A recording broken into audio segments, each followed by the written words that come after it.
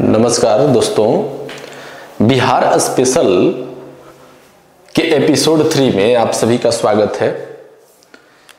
पिछले 2 क्लास में हम लोग बिहार से संबंधित टॉपिक को पढ़े थे और आज हम लोग के लिए एक महत्वपूर्ण टॉपिक है बिहार का अपवाह तंत्र, अर्थात बिहार की प्रमुख नदियां। उसके बारे में हम लोग आज अध्ययन करेंगे कि बिहार की प्रमुख नदियां कौन कौन सी है, उनका उद्गम स्थान कहाँ है, वो कौन सी नदी कहाँ से निकलती है, कौन सी नदी में जाकर के मिलती है। इसके बारे में आज हम लोग चर्चा करेंगे कि उन नदियों से बिहार को क्या फायदा है, किन नदियों से बिहार को नुकसान होता है। तो इन सारे चीज़ों को डिटेल्स में हम लोग आज समझने की कोशिश करेंगे। आज हम लोग का टॉपिक शुरू करते हैं हम लोग, यानी बिहार का अपवाह तंत्र। एक नया शब्द आप लोग के सामने दिख रहा होगा, अपवाह तंत्र। 2-3 दिन वीडियो अपलोड नहीं हो पाया, जिसके कारण हमारी थोड़ी सी व्यस्तता बढ़ गई थी, जिसके कारण अपलोड नहीं हो पाया।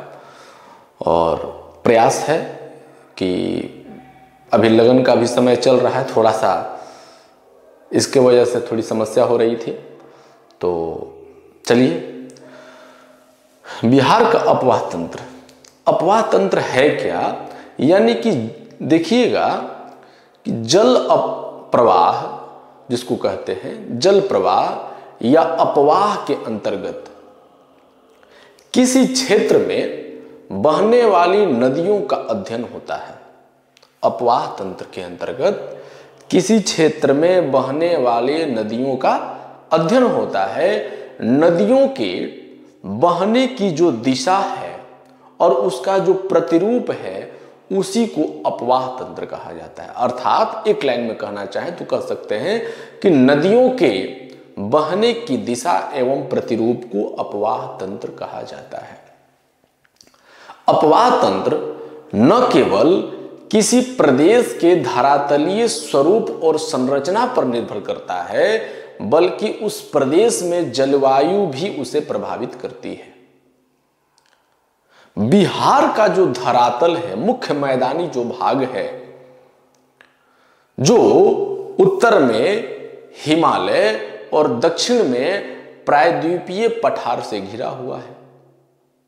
बिहार का मैप आप देखेंगे, हालांकि एक्यूरेट तो नहीं है, मेरे पास डिजिटल बोर्ड तो नहीं है जो हम आपको दिखा पाए, लेकिन जल्दी जल्दी में हमने जो बनाया है, आप इसके माध्यम से समझ सकते हैं कि उत्तर अर्थात ऊपर में, दक्षिण यानी निचली भाग जो है इसका, दक्षिण का यानी उत्तर में हिमालय और दक्षिण में प्रायद्वीपीय पठार से घिरा हुआ है। बिहार की सभी नदियां, जितनी भी नदियां हैं, या तो ये पर्वतीय क्षेत्र से निकलती है या पठारी भाग से निकलती है।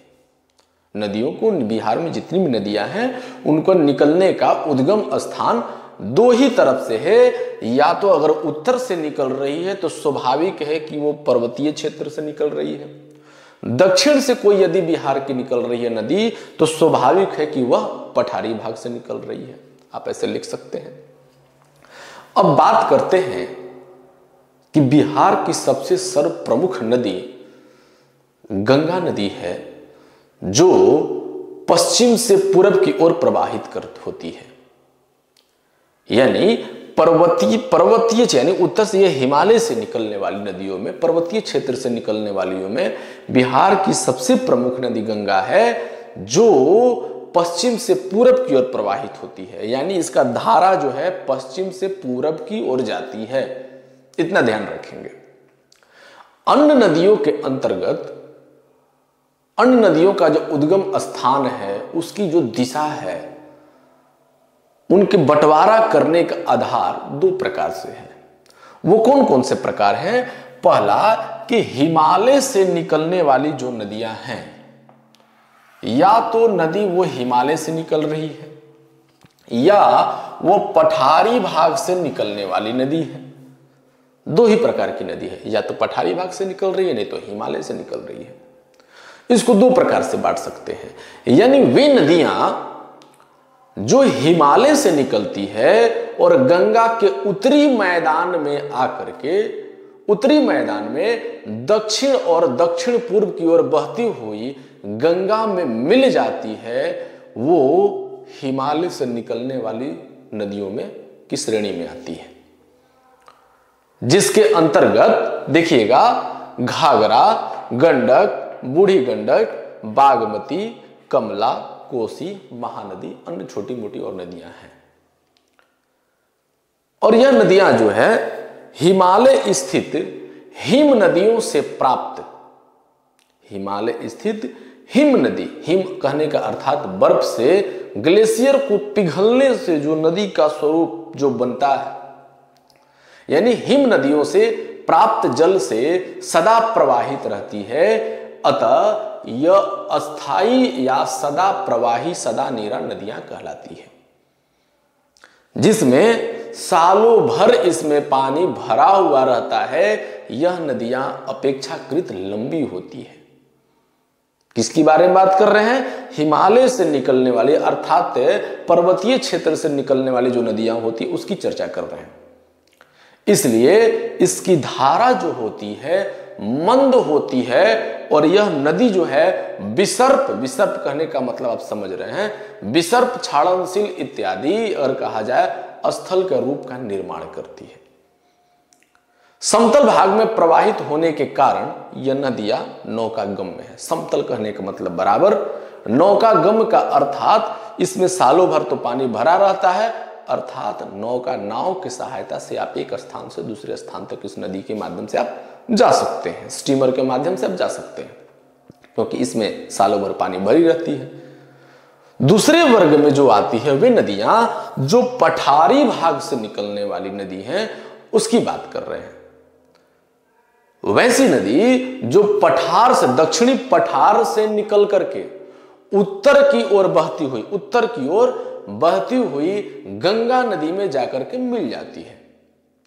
इसके अंतर्गत कर्मनाशा, सोन नदी, सोन, कर्मनाशा, पुनपुन, फल्गु, सकरी, पंचाने, क्यूल इत्यादि नदियां इसमें भी और हैं।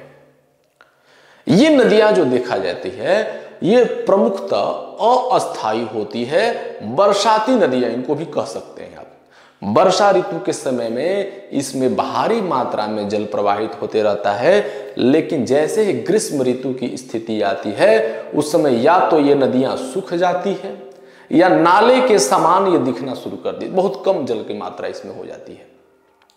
इसकी लंबाई अपेक्षाकृत कम होती है, छोटी होती है, और जब वर्षा ऋतु में पठारी भाग में वर्षा होती है तो ये नदियां जो हैं जलमग्न हो जाती है, परंतु इनका जो भयावह रूप जो उत्पन्न होता है उस समय कुछ दिनों के लिए, इसका कारण यह है कि इन नदियों में ढाल की अधिक संख्या में, ढाल जो है बहुत ज्यादा ढाल है, क्योंकि हिमालय से निकलने वाली, पर्वत से निकलने वाली नदियां वो समतल भाग में, इसमें ढाल अधिक नहीं है, इसलिए उन नदियों की स्थिति इन नदियों की अपेक्षा, चूंकि देखिएगा कि पठार से निकलने वाली, तो पठार तो ऊंचा भाग हो गया, और इसका जो पठार से जितनी भी निकलने वाली, चूंकि उधर का भूमि जो है निचले स्तर पर है, इसलिए यानी दक्षिणी पठार से निकलने वाली नदियां जो होती है, देखिएगा कि इसमें आगे पढ़ेंगे कि कई नदियां जो है जल प्रपात भी बनाती हैं, आगे हम लोग पढ़ेंगे, यानी कि इसका जो है ढाल अत्यधिक है। और ढाल अत्यधिक होने के कारण दो तीन चीज होती है। जब बरसात का मौसम आता है, पानी जब ज्यादा ओवरफ्लो हो जाता है, तो आसपास के क्षेत्र को तो ये जलमग्न तो करती ही करती है, और ढाल अधिक होने के कारण देखिएगा कि पूरा पानी बहुत जल्दी निकल जाता है। इसलिए बरसात के दिनों की अपेक्षा देखिएगा जैसे ही समाप्त होता है, धीरे धीरे इस नदियों में पानी की देखिएगा कमी होनी शुरू हो जाती है, और पानी जो है कई नदियों में तो समाप्त हो जाता है, और कुछ नदियां जो होती हैं नाले के सदृश जो है बहते रहती है। बिहार की प्रमुख नदियों को हम लोग बांटें तो दो भागों में बांट सकते हैं, एक उत्तर की ओर बिहार की प्रमुख, यानी उत्तर बिहार की प्रमुख नदियां, और दक्षिण बिहार की प्रमुख नदियां, दो भागों में बांट सकते हैं। लेकिन दोनों को, यानी बिहार को उत्तर और दक्षिण में बांटने वाली एक प्रमुख नदी है, वो है गंगा नदी। मैप में आपको दिख रहा होगा, यानी गंगा नदी जो है बिहार को उत्तर और दक्षिण दो भागों में बांट देती है। और इसके उत्तर में जो बहने वाली नदियां हैं तो कहते हैं कि उत्तरी बिहार की नदियां हैं, और गंगा से दक्षिण में जो नदियां होती है तो कहते हैं कि बिहार के दक्षिणी बिहार की नदियां हैं। अब बात करते हैं, थोड़ा सा समझ लेते हैं गंगा नदी के बारे में, फिर बाकी नदियों के बारे में हम लोग समझेंगे। तो गंगा नदी के बारे में कहा जाता है कि गंगा बिहार की सर्वप्रमुख नदी है। यह अपवाह तंत्र का एक प्रमुख आधार है बिहार की। यह उत्तरांचल के उत्तर काशी जिला के 5611 मीटर ऊंचे 5611 मीटर ऊंचाई वाले गंगोत्री हिमनद से निकलती है। हिम यानी बर्फ से, ग्लेशियर को पिघलने से बनती है। और देखिएगा, हिमनद से भागीरथी के रूप में निकलती है गंगा, यानी जहां से निकलती है इसका नाम, गंगा का नाम उस समय गंगा नहीं रहता है, भागीरथी के रूप में निकलती है। कहां से? गंगोत्री हिमनद से। ऊंचाई कितनी है? 5611 मीटर। और निकल करके जैसे ही वो देवप्रयाग में आती है तो देवप्रयाग के समीप आकर के यहां पर अलकनंदा नदी इसमें मिल जाती है। कौन सी नदी में? भागीरथी में। भागीरथी में मिल जाती है अलकनंदा। अलकनंदा नदी जब मिल जाती है तो जहां यह मिलती है, जहां इन दोनों का संगम होकर के जब आगे जो स्वरूप लेती है तो उसका नाम कहते हैं कि वो गंगा नदी है। यानी गंगा जो है भागीरथी और अलकनंदा को मिलने से गंगा नदी का निर्माण, वहां से जाना जाता है कि यह गंगा नदी है। और देखिएगा कि मिलने के बाद यह गंगा हो जाती है, हरिद्वार के नजदीक निकट यह मैदान में प्रवेश करती है। इससे पीछे तो पर्वतीय क्षेत्र है ही। हरिद्वार के नजदीक जो है यह मैदानी क्षेत्र में प्रवेश करती है और बिहार तक इसको आते आते, कहां से? हरिद्वार से, उत्तराखंड, वहां से आते आते बिहार में देखिएगा कि इस नदी में, गंगा नदी में देखिएगा आते आते इसमें धौली, पिंडर, अलकनंदा, मंदाकिनी, रामगंगा, यमुना, गोमती इत्यादि नदियां इसमें आकर के मिल जाती है। यानी बिहार में इसको प्रवेश करने से पूर्व इन सारी नदियां मिल जाती है। और बिहार में देखिएगा जहां से गंगा नदी प्रवेश करती है वो बिहार का एक प्रमुख जिला है बक्सर। बक्सर का युद्ध आपने इतिहास में पढ़ा होगा। बक्सर जिला में एक स्थान है चौसा। तो बक्सर जिला में चौसा के निकट यह बिहार में क्या करती है? प्रवेश करती है और बिहार के मैदान को दो भागों में बांटती हुई पश्चिम बंगाल में प्रवेश कर जाती है। यानी बिहार को दो भागों में बांटती है, यानी उत्तर बिहार और दक्षिण बिहार यहीं से बढ़ जाता है और उसके बाद ये पश्चिम बंगाल में चली जाती है। यह भारत की सबसे पवित्र और लंबी नदी है, इसके बारे में चर्चा मिलती है। इसकी कुल लंबाई 2510 किलोमीटर है। गंगा की लंबाई 2510 किलोमीटर है, जिसमें 445 किलोमीटर इसकी लंबाई बिहार में है। यानी गंगा जब बिहार में प्रवेश करती है और बिहार से जब निकलती है, यानी इसका पूरा क्षेत्र यहां से यहां तक जो है आपकी 445 किलोमीटर है।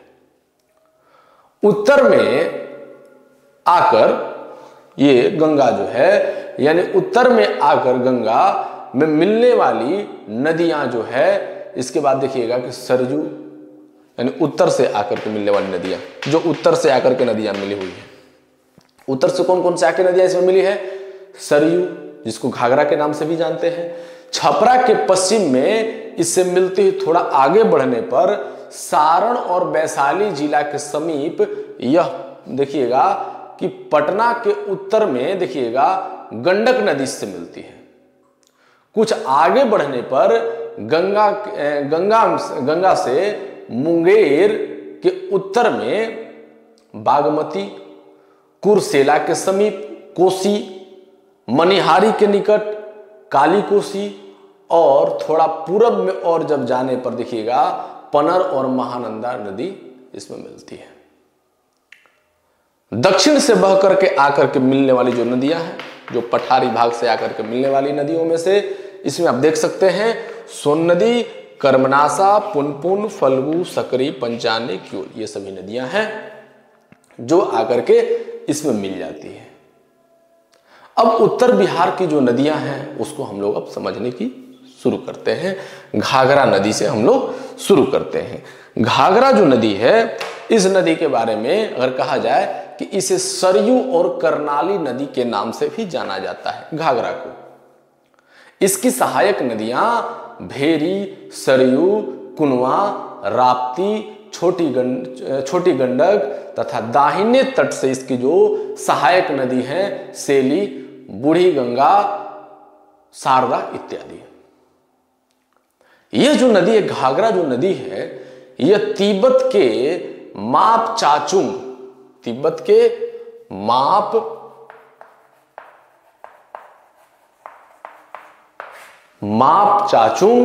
हिमनद से मिल करके तीव्र गति से बहती हुई बिहार के सीवान के निकट प्रवेश करती है और लगभग 80 किलोमीटर तक उत्तर प्रदेश में और बिहार की सीमा पर बहती हुई छपरा के पश्चिम गंगा में आकर के ये मिली जाती है। तीव्र गति से बहने वाली यह नदी है, इसलिए इसका प्रवाह क्षेत्र जो है काफी इसमें ढाल है। बिहार में इसका प्रवाह क्षेत्र सीमित हो जाता है। उत्तर प्रदेश में बाढ़ का एक प्रमुख कारण ये नदी है, किंतु बिहार के सीवान और सारण के कुछ ही क्षेत्र इसको कभी कभी प्रभावित करते हैं, हमेशा इसमें प्रवाहित नहीं होती है। बात करते हैं एक अन्य नदी गंडक नदी की बात करते हैं।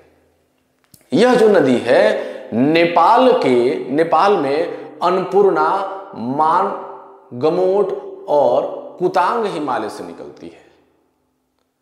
यह नेपाल में अन्नपूर्णा, मानगमोट और कुतांग हिमालय से निकलती है। यह 7 नदियों के मिलने से बनी है। गंडक कितने नदियों से? 7 नदियों को मिलने से बनी है। अतः इसे नेपाल में सप्तगंडकी के नाम से भी, सप्तगंडकी या शालिग्रामी भी इसको कहा जाता है, गंडक नदी को नेपाल में।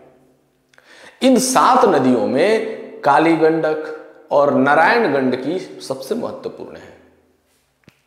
गंडक नदी के मुख्य शाखा धौलगिरी एवं अन्नपूर्णा श्रेणियों को पार करते समय ये एक बहुत बड़ा गॉर्ज बनाती है और भारत में भैंसालोटन के समीप ये प्रवेश करती है।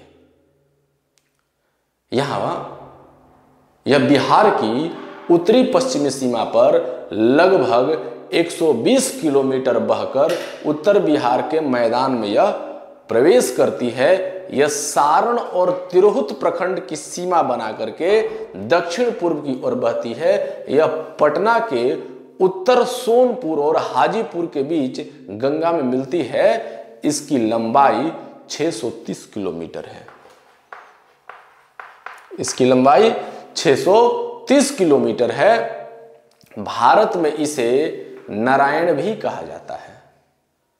यह नदी भी बाढ़ के प्रकोप के लिए बहुत विख्यात है, किंतु वाल्मीकि नगर में एक बराज बन जाने के कारण बाढ़ की विभीषिका इसमें काफी कम हो गई है। इस नदी पर देखिएगा गंडक परियोजना भी कार्यान्वित की गई है, जिसे पूरे क्षेत्र में नहरों का जाल बिछ गया है।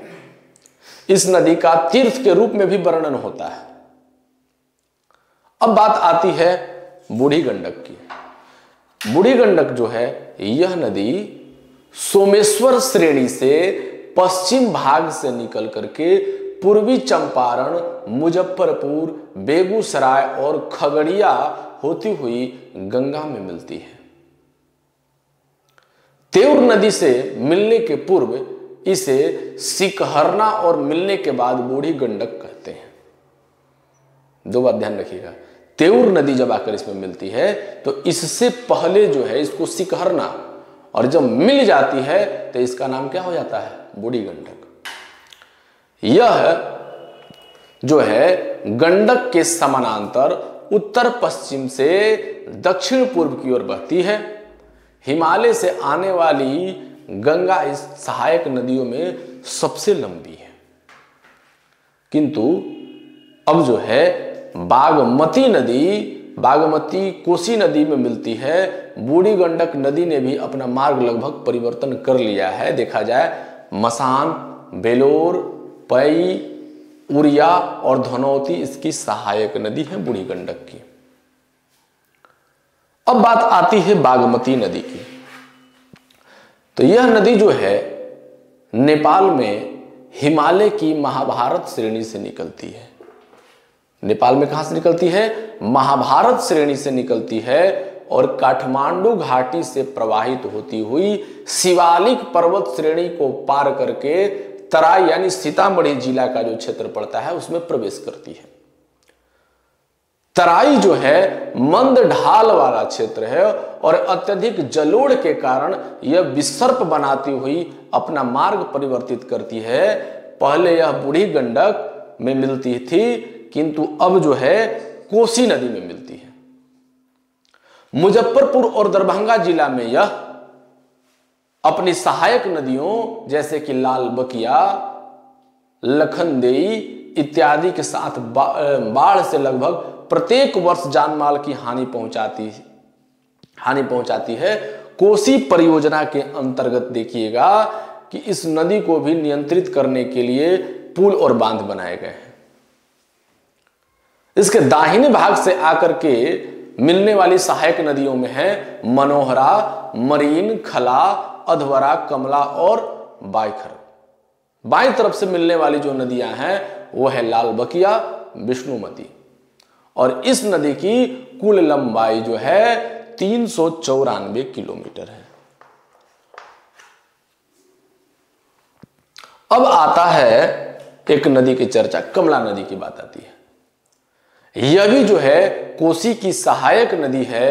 यह भी नेपाल में हिमालय की महाभारत श्रेणी से यानी कि 1200 मीटर की ऊंचाई से निकलती है और तराई प्रदेश से होते हुए अजय नगर के समीप बिहार में प्रवेश करती है। यह दरभंगा जिला में बहती हुई कोसी में मिल जाती है। यह नदी भी बाढ़ के लिए विख्यात है और अपना मार्ग परिवर्तन करने के लिए कुख्यात भी है।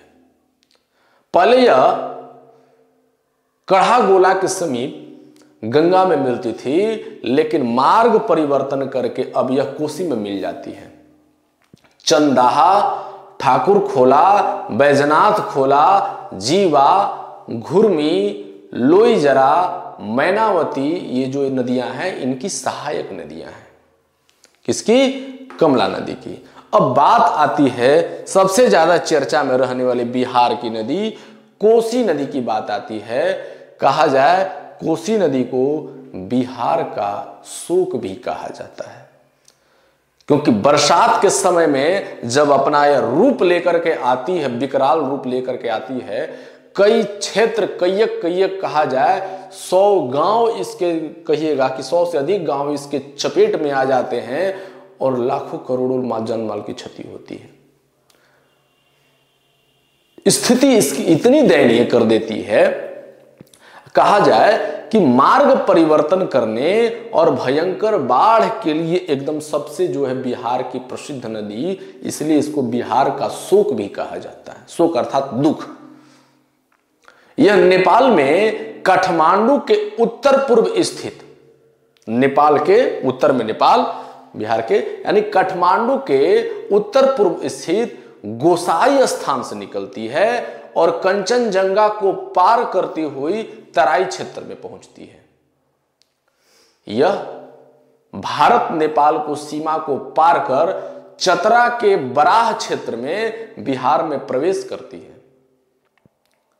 इसे नेपाल में सप्तकोशी कहा जाता है, क्योंकि यह हिमालय की कुछ चोटियों से मिलने वाली, अगर कहा जाए 7 धाराओं से मिलकर के बनी है, इसलिए सप्तकोशी भी कहा जाता है। 7 धाराओं से मिलकर के देखिएगा। अब इसमें पश्चिम से पूर्व इन धाराओं का जो नाम है इंद्रावती, सनकोशी, ताम्रकोशी, लिच्छुकोशी, दूधकोशी, अरुणकोशी और ताम्रकोशी, जो क्रमशः गोसाई स्थान, जिसकी ऊंचाई कितनी है 7330 मीटर, 7330 मीटर गोसाई स्थान। उसके बाद देखिए गौरी शंकर 6533 मीटर गौरी शंकर की ऊंचाई है, याद रखेंगे। एवरेस्ट की ऊंचाई 8848, 8848, अब बढ़ गया है, पहले 47 था अब 48 हो गया है। अब जो है यानी कि इसकी एवरेस्ट और उसके साथ साथ मकालू, इसकी ऊंचाई है 7717 मीटर मकालू की ऊंचाई है। और कंचनजंगा की ऊंचाई है 7845। इसको आप नोट डाउन करते चलेंगे, काम देगा आपको। यानी कंचनजंगा से ये सब यानी इन क्षेत्रों से होती हुई, यानी 7 धाराओं से होती हुई निकलती है। ये 7 धाराएं जो है आगे जाकर के 3 धारा में बदल जाती है, इसलिए इसको कहा अंततः त्रिवेणी भी कहा जाता है। वहां पे त्रिवेणी में मिल करके ये कोसी को जन्म देती है। 7 धारा आकर के मिल जाती है 3 धारा में, और 3 धारा मिलकर के स्पेशल एक सिंगल निकलती है, जिसको कहते हैं कोसी नदी।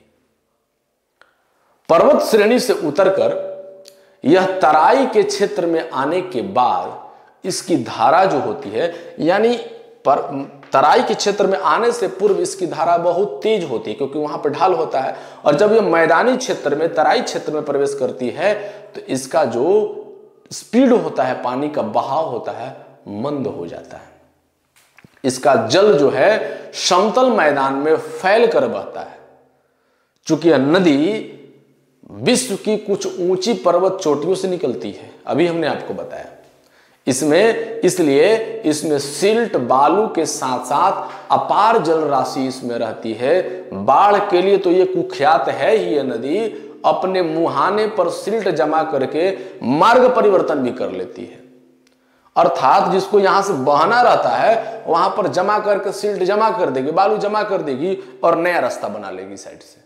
इसीलिए सबसे ज्यादा यह बाढ़ के लिए कुख्यात मानी जाती है। और कहा जाए कि लगभग 200 वर्षों में यह नदी लगभग 150 किलोमीटर पश्चिम की ओर खिसक गई है, इतनी अपनी मार्ग बदली है। यह पूर्णिया शहर के निकट से पहले बहती थी, लेकिन आज मधुबनी जिला के पूर्वी भाग में इसकी क्षेत्र पहुंच गई है। परिणाम इसका यह हुआ कि वर्तमान जो कोसी है, इसके पूर्व इसकी कई पुरानी धाराएं जो हैं, कहा जाए वर्तमान में है, यानी 1720 ईस्वी के बाद यह नदी बार बार पश्चिम की ओर खिसकते रहती है। इसकी धाराएं विभिन्न नामों से जानी जाती है, जैसे भैंसाना कोसी, कमला कोसी, धमदाहा कोसी, हिरण कोसी, धौस कोसी, इसी की ये धारा है। वर्तमान कोसी की जो लंबाई है, वर्तमान में जो अभी कोसी नदी की है स्थिति 730 किलोमीटर है। 730 किलोमीटर है इसकी नदी की लंबाई, और यह गंगा नदी में कुर्सेला के समीप आकर के मिलती है। गंगा नदी में मिलने से पहले कोसी नदी स्वयं अपना डेल्टा बनाती है, और बाढ़ से बचने के लिए कोसी परियोजना के अंतर्गत नेपाल स्थित हनुमान नगर में इसके ऊपर बांध का निर्माण भी किया गया है, जिसके नीचे बिजली घर निर्माण की तैयारी काम किए गए हैं। यानी कहा जाए कि यह कोसी नदी जो है बिहार के लिए, देखिएगा सबसे ज्यादा बिहार में वर्तमान के क्षेत्रों में, पहले तो जिन क्षेत्रों में बहती थी स्थानांतरित हो गई है, कुछ क्षेत्रों को उपजाऊ भी कर दी है। जो भूमि बंजर थी, वहां पर कुछ नहीं होता था, वैसे कुछ क्षेत्रों को उपजाऊ भी बदल दी है। इसके साथ साथ वर्तमान में सुपौल, पूर्णिया और कटिहार जिला के लिए नदी जो है आज भी अभिशाप बनी हुई है, क्योंकि जब बाढ़ की स्थिति आती है तो खास करके सुपौल, पूर्णिया और कटिहार के जिले को यह क्षति बहुत ज्यादा पहुंचाती है। एक और नदी है इसमें, महानदी, महानंदा। एक नदी है महानंदा। यह उत्तरी बिहार के मैदान की सबसे पूर्वी नदी है, जो पश्चिम बंगाल के दार्जिलिंग के जिले से मकदलियाराम महादिरंग पहाड़ी से, जिसकी ऊंचाई है 2100 मीटर, वहां से ऊंचाई से निकल करके किशनगंज, जो बिहार का क्षेत्र है, किशनगंज, पूर्णिया और कटिहार से होते हुए पश्चिम बंगाल के मालदा जिले में गंगा नदी में आकर के मिल जाती है। यह भी मार्ग परिवर्तन के लिए बहुत फेमस है, बहुत ज्यादा मार्ग बदलती उसके लिए भी कुख्यात है। इसकी सहायक नदियां हैं कंकई, कालिंद्री, पैनौर, नागर और बालासार। यह जो नदी है, जो देखिएगा इसी नदी के किनारे पश्चिम बंगाल का एक शहर मालदा, जो शहर है बहुत ज्यादा फेमस है, क्योंकि मालदा आम भी आता है, जो बहुत ज्यादा फेमस है बिहार के लिए। यानी मालदा जो शहर है इसी नदी के किनारे बसा हुआ है। अब बात करते हैं कि पठार से निकलने वाली जो नदियां हैं, यानी दक्षिण बिहार की जो नदियां, वो कौन कौन सी नदियां हैं। इसमें सबसे पहले चर्चा करते हैं, कर्मनासा नदी की बात करते हैं। यह जो नदी है दक्षिण बिहार की सबसे पश्चिमी नदी है।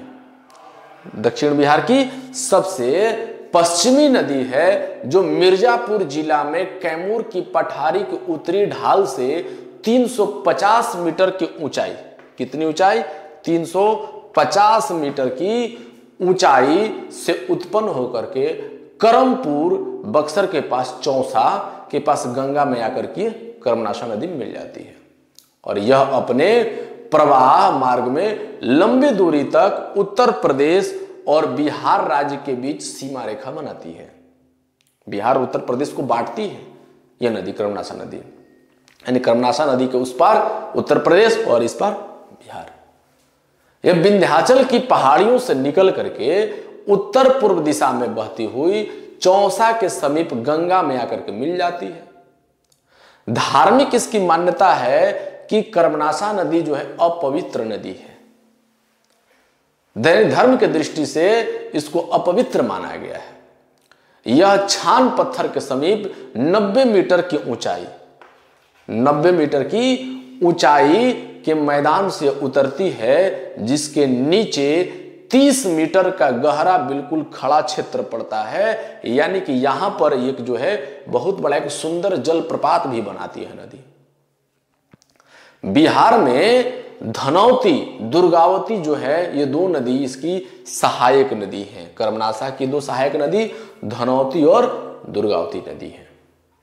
अब बात आती है दक्षिण बिहार की प्रमुख नदी में कर्मनाशा के बाद है सोन। सोन नदी की बात करते हैं कि यह दक्षिण बिहार की नदियों में सोन जो है सर्वप्रमुख नदी है। यह मध्य प्रदेश के अमरकंटक की पहाड़ी से, मैकाल की श्रेणी से निकल करके बिहार झारखंड की सीमा पर गढ़वा और कैमूर जिला के बीच में बिहार में यह प्रवेश करती है। बिहार और झारखंड के बीच कुछ दूर तक पूर्व की ओर बहने के बाद उत्तर पूर्व में मुड़ जाती है और रोहतास और भोजपुर के पूर्वी सीमा को बना करके मनेर से 16 किलोमीटर उत्तर गंगा में जाकर के मिल जाती है। गंगा के दक्षिणी सहायक नदियों में इसकी सर्वाधिक लंबाई है। यानी दक्षिण से आने वाली नदी जो है, जो गंगा में मिलती है, यानी सहायक नदी में सबसे लंबा दूरी यही तय करती है, सोन नदी।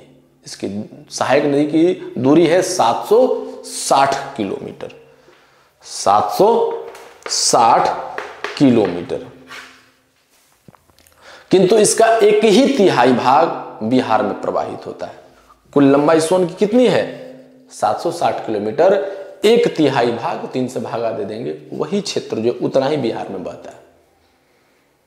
इसके तली में नीचे में बालू से निर्मित है। सोन नदी की तली बालू से निर्मित है और ये बालू कहीं कहीं पंख कीचड़ मिलते हैं। हालांकि इस नदी में बालू इतने अधिक मात्रा में पाया जाता है जो भवन निर्माण इत्यादि के लिए देखा सर्वप्रमुख जो है। ज्यादातर लोग बिहार के लोग सोन नदी, कई सोन नदी से दूसरे स्टेट में भी यहां से बालू जाता है। इसके सुनहले बालू के कण के कारण इसे सोन नदी भी कह के पुकारा जाता है। सोने के समान चमकता है, गोल्डन। प्राचीन काल में इस नदी को सोनभद्र, हिरण्यवाह और सोन भी कहा जाता था। यह नदी पूर्ण रूप से वर्षा जल पर आधारित है, यानी कि वर्षा ऋतु में इसमें बहुत ज्यादा मात्रा में जल आ जाती है और वर्षा ऋतु समाप्त होने के बाद जब ग्रीष्म ऋतु, शुष्क ऋतु का समय जब आता है तो इसमें जल काफी कम मात्रा में हो जाता है। उत्तरी कोयल इसकी सहायक नदी है, सोन नदी की सहायक नदी है। ध्यान रखेंगे, सोन नदी की सहायक नदी उत्तरी कोयल है। और यह भी नदी जो है अपना, सोन नदी भी मार्ग परिवर्तन बहुत किया है। पहले पटना के समीप जाकर के गंगा में मिलती थी, लेकिन किंतु पटना से अब 25-30 किलोमीटर पश्चिम की ओर स्थानांतरित हो गई है। और यह जाकर देखिएगा, यही नदी जो है, इस नदी पर सोन परियोजना भी बनाया गया है, जिसके अंतर्गत डेहरी और इंद्रपुरी के समीप बांध बनाए गए हैं और दोनों ओर से इसमें नहरें निकाली गई हैं। इसलिए जिस नहर से भोजपुर के क्षेत्र के जितने भी मैदानी क्षेत्र जो है, भोजपुर और मगध का जो क्षेत्र है, यानी भूमि सिंचित की जाती है नहरों के माध्यम से।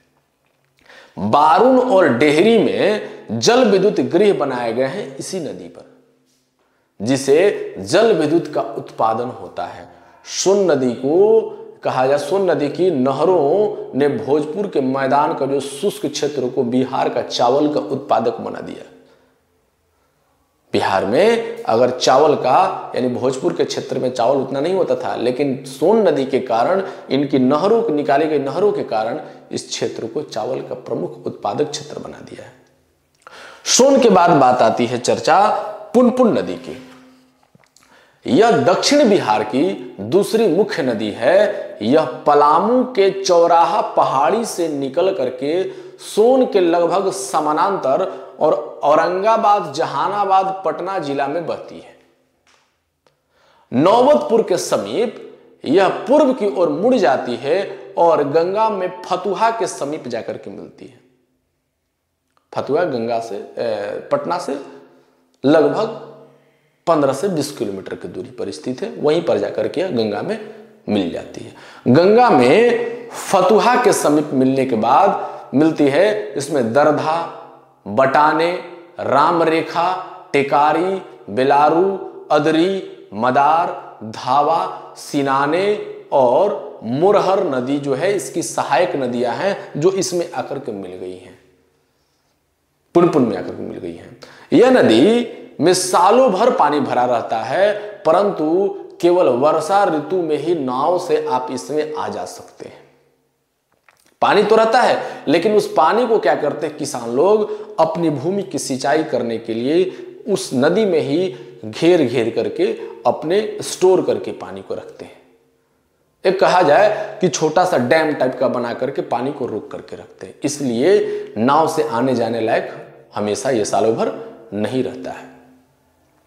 यह नदी गंगा में मिलने से पहले ऊंचे कगारी क्षेत्र में दक्षिण की निम्न भूमि को हो करके बहती है, इसलिए बरसात के समय इसमें जलमग्न क्षेत्र जो होते हैं निर्मित हो जाता है, काफी जल क्षेत्र जलमग्न हो जाता है, डूब जाता है। यह नदी सिंचाई के दृष्टिकोण से भी महत्वपूर्ण है, क्योंकि छोटे छोटे किसान जो होते हैं बांध बनाकर, जैसा कि हम बताए, वो जल को रोक करके रखते हैं, एकत्र करके रखते हैं और अपने आवश्यकता अनुसार सिंचाई करते हैं।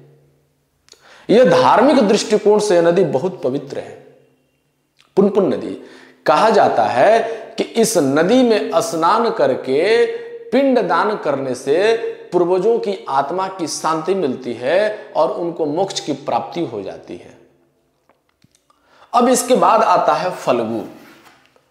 फल्गु नदी की बात करें, यह बोध गया से 3 किलोमीटर दक्षिण मनकोसी गांव में हजारीबाग के पठार से निकलने वाली नीलाजंग यानी निरंजना तथा मुहाने नदियों से मिलने से बनी हुई है। यह नदी गया शहर के बीचों बीच से होकर के गुजरती है, बहती है। गया पहुंचते पहुंचते यह बहुत बृहद रूप ले लेती है और गया में इसकी चौड़ाई जो है लगभग 300 मीटर हो जाती है। इसका पश्चिम तट ऊंचा है, पथरीला है, जहां कई घाट बनाए गए हैं और इसके उच्चतम जल तल के ऊपर में देखिएगा गया में विष्णु पद मंदिर बनाया गया है। और यह जो मंदिर है हिंदुओं के लिए एक पवित्र तीर्थ स्थल है। पितृपक्ष के दौरान देखिएगा दुर्गा पूजा ने दशहरा के समय से 15 दिन पहले जो है लगभग यानी 15 दिन पितृपक्ष का मौसम चलता है। उस समय देखिएगा कि पितृपक्ष के दौरान लाखों की संख्या में लोग तीर्थयात्री इस बोध गया में आते हैं, विष्णु पद मंदिर के पास आते हैं और फल्गु में स्नान करके पिंड दान करते हैं। इस प्रकार अगर देखा जाए कि इस नदी की धार्मिक महत्व भी बहुत अधिक है, लेकिन इसका महत्व केवल वर्षा काल में ही देखने को मिलता है। शुष्क काल में इसमें पानी के बदले बालू भरा हुआ रहता है। इसके उत्तर की ओर में देखिएगा, उत्तर की ओर जाने पर यह नदी कई शाखाओं में बट जाती है फल्गु। और जैसे कि नदी के नाम है उसमें जिससे जो भाग बटता है उसका नाम है सोना, कतार, मैथन, धोवा, महतवाई इत्यादि। यानी कहा है कि ये शाखाएं जो है सिंचाई के दृष्टिकोण से विशेषकर खरीफ फसलों के लिए विशेष महत्व रखती है, रबी के लिए नहीं रखती है। यह नदी पश्चिम की ओर अभी अपसरण कर रही है। अगर देखा जाए तो एक प्रमुख नदी के रूप में सकरी नदी की चर्चा मिलती है। यह नदी भी उत्तरी छोटा नागपुर के पठारी क्षेत्र से निकलती है। यह नवादा जिले में 2 पहाड़ियों के बीच से निकल करके उत्तर की ओर मैदान में उतरती है। इसके बाद उत्तर की ओर पंचाने नदी से मिलकर के किउल और मनोहर नदियों के साथ मिलकर के गंगा में मिल जाती है। बिहार शरीफ से 17 किलोमीटर के दक्षिण पूर्व में इस नदी के और कहा जाए से 2 नहरें निकाली गई है, जिनके कारण इस नदी में पानी की कमी हो जाती है। एक नदी इसमें ज्यादा फेमस है, एक और किउल नदी के बारे में मिलता है चर्चा कि यह नदी, इस नदी का उद्गम स्थान हजारीबाग जिले के खगरडीहा के निकट है। इसमें कई धारा आकर के मिल जाती है, जैसे कि फल्गु, हरोहर, पंचाने, सकरी इत्यादि। यानी ये था बिहार की प्रमुख नदियों के बारे में, यानी हिमालय से निकलने वाली और पठार से, दक्षिणी पठार से निकलने वाली नदियां। यानी कि कुल मिलाकर के कहा जाए कि बिहार की प्रमुख नदियों में ये सभी को आप चर्चा कर सकते हैं। और जो लोग हमारे चैनल पर नए हैं, चैनल को सब्सक्राइब कीजिए ताकि हमारा भी मनोबल बढ़ते रहे। और देखा जाए कि 1 तारीख से लेकर यानी 1 फरवरी से लेकर के 14 फरवरी के बीच का करंट अफेयर्स अगले क्लास में हम आपको देंगे। वो current affairs SSC, railway, banking, GD, Bihar के किसी भी यानी स्टेट लेवल की कोई भी एग्जाम हो या बीपीएससी, यूपीएससी, यूपीपीएससी, एमपीपीएससी, यानी सब में करंट अफेयर्स के लिए बहुत ही इंपॉर्टेंट टॉपिक को लेकर आए। यानी 15 दिन के अंतर्गत राष्ट्रीय अंतर्राष्ट्रीय घटना को, उसके साथ साथ भारत सरकार के जितने मंत्रालय हैं उस मंत्रालय से संबंधित यदि कोई करंट अफेयर्स बना है उसको एक साथ करके हम अगले क्लास में लेकर के आएंगे। उसको देखना मत भूलिएगा। Thank you.